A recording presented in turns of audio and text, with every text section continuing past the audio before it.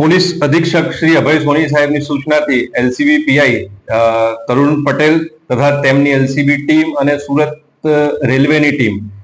એ જે અનડિટેક ગુનાઓ છે તેની તપાસમાં હતા. તે દરમિયાનમાં ટેકનિકલ સર્વે અને અમુક સીસીટીવી ફૂટેજથી તેઓને અમુક જે લીડ મળતા એ લીડ અનુસંધાને તેઓએ એક ટીમ હરિયાણા અને રાજસ્થાન ખાતે મોકલેલી અને ત્યાંથી જે બાવરિયા ગેંગ છે કે જે હરિયાણા અને રાજસ્થાનના મૂળ રહેવાસીઓ છે, જેમાં મુખ્ય જે ગેંગ લીડર તરીકે જે બેન કામ કરે છે તેનું નામ છે કમલા દેવી, તેની સાથે સોનુ સન ઓફ સુરેશભાઈ, ધરમવીર બાવરિયા અને રાધાદેવી બાવરિયા, આ 4 જણા ભેગા મળી અને એમની મેઇન મોડસ ઓપરેન્ડી એ પ્રકારની છે કે જ્યાં પણ ભીડભાડ વાળી જગ્યાઓ હોય ત્યાં તેઓ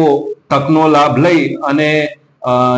ચેન અથવા તો પર્સ અથવા તો મોબાઈલ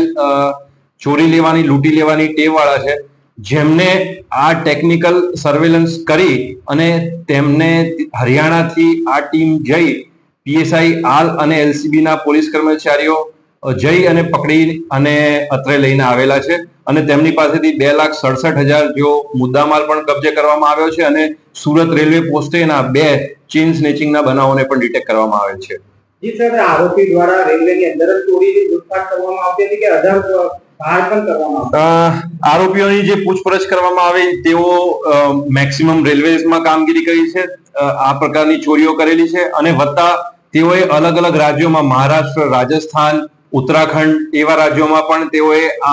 જ્યાં ભીડભાડ વાળી જગ્યાઓ એમને મળે ત્યાં આગળ આવા પ્રકારના ગુનાઓ આચરેલા છે. કયા કયા પોલીસ સ્ટેશનમાં આ લોકો પર ગુના રજીસ્ટર? હાલ જે એમને જે અટક કરવામાં આવેલા છે સુરત રેલવે પોલીસ સ્ટેશન ખાતેના 2 અનડિટેક ગુનાઓ હતા જે ચેન સ્નેચિંગના હતા, તે અનુસંધાને તેઓને અટક કરવામાં આવેલ છે.